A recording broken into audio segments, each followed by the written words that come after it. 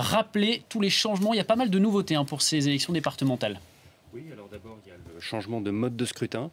Il y a une mesure qui est une colossale mesure de discrimination positive au bénéfice des femmes, c'est-à-dire que quoi qu'il arrive, il y aura 50% de femmes qui seront des conseillers départementaux. Parce qu'il y a eu une modification du mode de scrutin, ils ont supprimé la moitié des cantons, l'autre moitié, ils ont multiplié leur taille par 2, et donc on élit 2 conseillers, forcément un garçon et une fille, dans chaque canton. Résultat, au bout du compte, vous avez obligatoirement moitié homme, moitié femme, dans l'ensemble des conseils départementaux.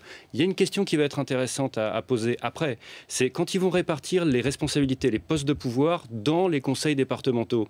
Est-ce que les femmes auront des présidences? Est-ce que les femmes auront des postes de mecs, c'est-à-dire le budget, les routes, les collèges, ou est-ce qu'elles vont avoir, comme d'habitude, les postes réservés aux filles, c'est-à-dire les espaces verts, la petite enfance, etc., etc. Est-ce qu'on va continuer à avoir une répartition sexiste du pouvoir dans les départements? Oui ou non? Est-ce qu'il y aura des femmes qui auront les clés du budget? Alors justement, on va parler de compétences. On va les rappeler, les compétences des départements, pour peut-être baisser l'abstention aujourd'hui. Quelque chose de très concret, Thomas Guénolé. Quelque chose de très très concret. Si vous êtes une femme, une bonne raison d'aller voter, c'est que ce sont les départements qui s'occupent du financement, du conventionnement et du recrutement des personnels des centres de planning familial.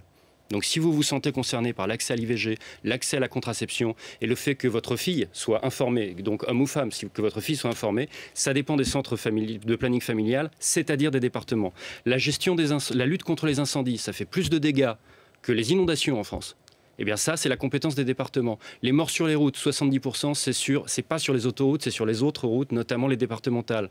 Ce sont les départements qui s'en occupent, ou dans certains cas, malheureusement, ne s'en occupent pas, etc., etc. Donc il y a un nombre hallucinant de compétences quand on s'y intéresse. La politique culturelle locale, ce sont les départements. La politique locale du tourisme, développement du tourisme, ou plutôt manque de développement du tourisme, en l'occurrence, les professionnels du secteur le savent, ce sont les départements. Donc quand on sait à quel point le nombre de compétences des départements, la gestion des aides sociales, des dossiers d'aide sociale, les dossiers d'adoption, tous les gens qui nous regardent, qui ont des dossiers d'adoption en attente ou qui aimeraient bien adopter, ce sont les départements qui s'en occupent. Quand on s'intéresse aux compétences des départements, on se rend compte qu'il y avait matière à faire une campagne passionnante sur le fond. C'est tellement dommage de ne pas avoir parlé de ces thèmes.